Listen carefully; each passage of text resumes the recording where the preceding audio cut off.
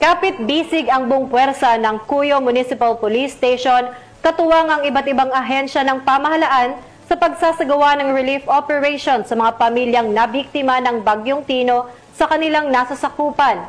Yan ang tinutukan ni Patrolwoman Lixen Rey Saweran.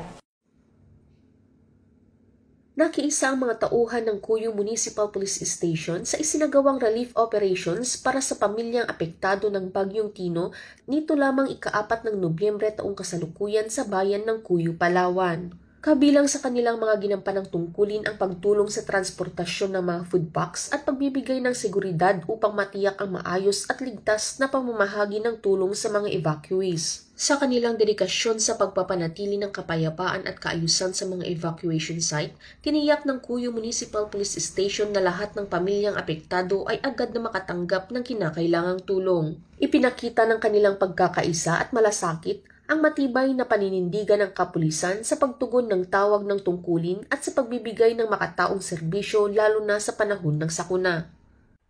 Mula dito sa Home of the Police Eco-Warriors, Calapan City, Oriental, Mindoro, ako ang inyong PNN correspondent, Patrolwoman Christine Lorenzo, alagad ng batas, tagataguyod ng Balitang Pulis.